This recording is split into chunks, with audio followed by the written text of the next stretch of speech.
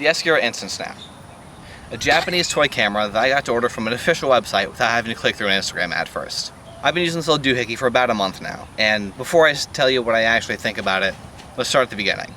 Back in March, I saw an article on thephotographer.com announcing that the thing was up for pre-order.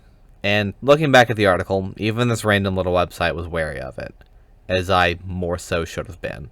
But what is the thing? Well, it's a toy camera with less than modest specs and no screen of any sort. Instead of having a window of transparent plastic with the unimpressive stats printed on the corners and a sort of reticle in the middle. The top of the camera has a single button and two little holes. One hides a small LED power indicator, and the other has the microphone. On the side of the camera is a USB-C port. Opposite the USB-C port is a switch with 4 positions: off, 1, 2, and 3. Off is self-explanatory. 1 is your standard photo mode, so when it's selected, you point the camera and press the button to take a picture. 2 is the instant photo effect mode, which is, I have thoughts on that. We'll touch on that later. And 3 is just a basic video mode. For the sake of pacing, we'll talk about that later too.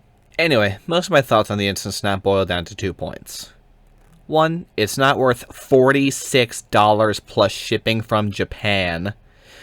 And the actual quality does not stand up to the price point, or the fact that it came out in 2025. The specs are equal to that of the Kid Tough digital camera my dad got me in 2007. And that thing actually had build quality. To put that into some manner of perspective, I'll assume you've watched the videos on the Kids Cam and the RetroSnap, the other 2 terrible cameras I've ripped to pieces on this channel. If you haven't, the terrible camera review playlist will be at the end of this video, but just know they are both around $20 and have all but defined awful for what a current year digital camera can be. The Kids Cam produces images with a stunning resolution of 248 by 1536 that look like mud.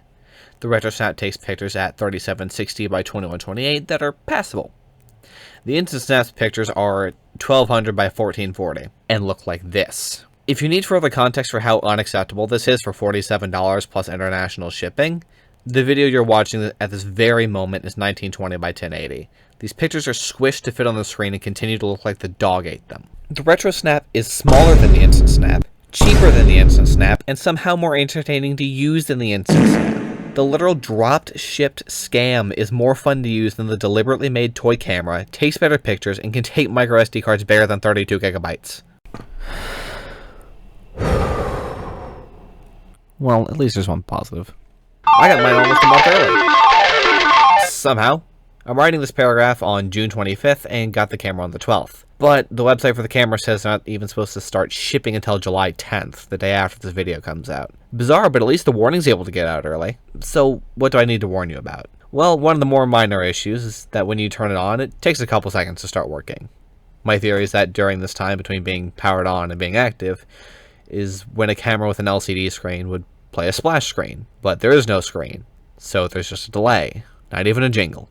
Oh, and how could I forget? The InstantSnap weighs only 28 grams, or 1 ounce, or just barely enough to hold a sheet of paper and place under a ceiling fan. One of these if you're British and don't believe in air conditioning because your house is 1,000 years old and made of rocks. I didn't write in the transition, so I'm reusing this gag. If you set the switch into position 2, you find the aforementioned instant photo effect mode, or one of the most disappointing aspects of this camera. What do you think that this mode does? If you guessed, stick a border on top of the image and nothing else, you'd be correct. And if you replied to that, wow, that sounds worthless, you're also correct.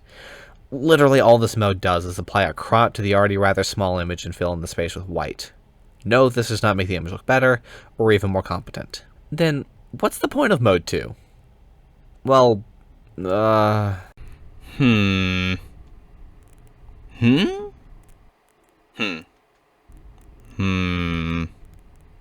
I got nothing. Mode 3. This thing does video somehow. And honestly, the word does is a gross overstatement. The InstantSnap records in a pathetic 400 by 480 pixel resolution, and it has the gall to put that on the side of the box like a selling point. I've seen potatoes take clearer images than this thing does video. Granted, that potato had film in it, and this thing has a sensor that can probably vote. Oh, and I guess InstantSnap has a microphone of some age too. Unfortunately, microphones in small devices tend to be more like milk than wine, It sounds distant, muffled, and is very easily covered just by holding the camera in a natural position since it's right next to the button. Oh, and it's mono, but I already know how to correct for that. Nice. You're welcome. They came in as they're getting in the car. Oh, okay. I'm more right-footed, I guess. But really, the whole camera looks and sounds like your grandma's well-loved VHS tape she still uses to record her soap so she can sleep in and still see what happened that day. And if you're 12 and have no idea what a VHS tape or didn't know you could record live TV once, go do your homework. And to the people who do remember, you know why we stopped using tape. And if that memory is vague and fuzzy, that's about how clear the photo and video are from the InstantSnap. There's more chromatic aberration than I've ever seen. It's worthless both indoors and in bright sunlight due to bad auto exposure, and you can count the pixels, even on a phone. Having said that, I'll wrap things up. The Escura InstantSnap isn't worth the Chinesium plastic it's made out of, let alone almost 50 God-blessed American dollars. If you like the look of this camera for some reason, just invest in a tapeless camcorder setup. The resolution will actually be usable, and most importantly, that setup would be a lot more fun to use than the Escura InstantSnap. By that metric, this is the worst camera I've talked about on this channel by far. It's a complete failure of a toy camera by simply not being fun to use. I can genuinely recommend the Kids Cam over this. Anyway, subscribe, and I hope to see you again in the next one. I've been Harrison, you've been you, and remember, practice makes progress.